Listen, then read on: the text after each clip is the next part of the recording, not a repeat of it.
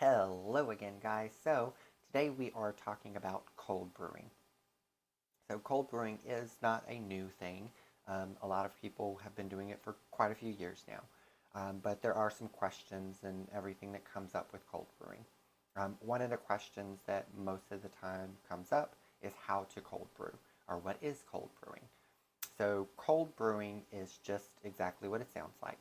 You're taking your tea, you're putting it into your steeping vessel and using room temperature or cold water to actually brew the tea. And that's usually done for an extended period of time. So that is all cold brewing really is just using room temperature or cold water to actually brew instead of heated water. You can do this several different ways. So they make containers very much like these, where it has the steeping vessel inside of it, so it's easy to remove the tea out of. They make them in kind of smaller, squattier versions. They have the taller, bigger versions. This one actually did also come with a spoon that goes inside of it to where you can kind of twist it around and it actually stirs things up. You can also just cold brew in a regular old pitcher. You don't have to ever remove the tea when you're cold brewing, so using a regular strainer, a regular pitcher is no big deal. Only thing you do is you pour it through a strainer whenever you're actually adding it to your cup, or you can completely strain the tea out of there and put it into the same container again. So it's really up to you. So a couple of things to know when it comes to cold brewing is number one, be careful what you cold brew. Botanicals especially. Be very, very careful, especially organics. Organics use manures. Listeria comes from manures. You have to be very, very careful. It likes the cold and the wet. So listeria is a big issue.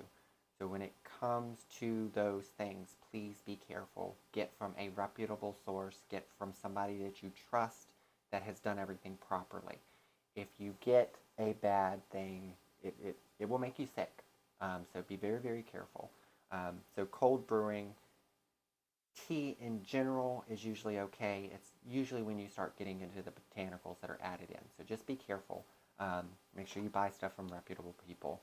Or if you're unsure, do a hot rinse first before you cold brew to kill anything off of it. 60 seconds, boiling water, dump it out, discard it, then cold brew. That is perfectly fine. So, now, why cold brew? So, cold brewing is done for reasons. So, tannins and catechins are actually what makes your tea bitter. It also inhibits some of the other flavors that you have. So, you have to be very careful when it comes to some of those. Oolongs are really great for cold brewing just because of the temperature range that happens in oolongs. So oolong, the florals and the fruities and everything that most people really like about oolongs burn off at about 168 degrees.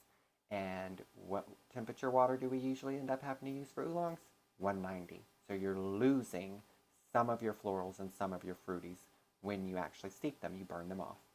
So doing cold brewing, you don't burn any of those away. They stay in your vessel or in your cup, and you actually are able to perceive all of them. So using cold brewing for this instance is really great. Uh, so when you do cold brewing, it allows the sweetness to stay. It allows all of the really nice, wonderful floral notes and fruity notes and stuff like that to stay in there as well. And it doesn't allow any of the bitterness or the tannins or anything like that to come out because of them only being heat soluble, not just water soluble. So if you ever want to drink a tea and you realize it's kind of really bitter or astringent, cold brew it. That will be gone. It does not come out. So be very careful though, like I said, with organics. I can't express that enough. We've known quite a few people that have gotten sick from botanicals, and it's always been organics. So please be careful with that. But cold brewing is a really great way to preserve some of the flavor profile and everything in your tea that you might want to keep, and not allow all of that bitter and astringency to come through. So give it a try. Most people will do it in the evening. They put it in their steeping vessel, put room temperature cold water on top of it, and they set it in the fridge.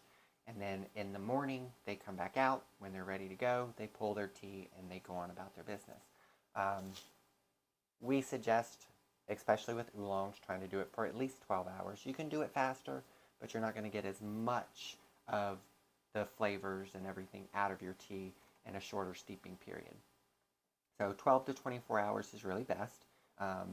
And trying to do long steeps with warmer water instead of doing cold brew or room temperature water, you actually will start to get sour and stuff like that. So you got to be very careful.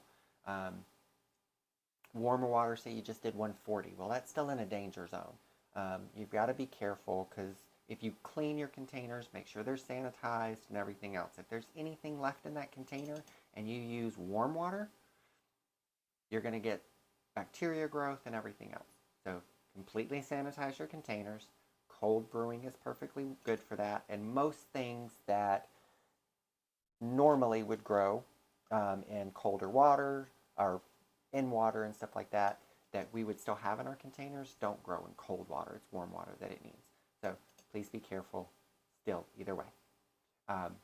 If you have any questions or comments or anything that you want answered, please feel free to comment on the bottom of this video.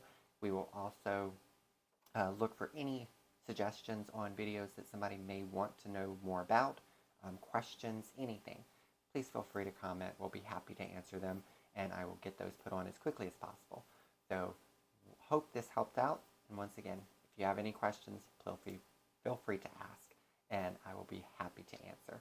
Y'all have a wonderful day, and thanks for joining us.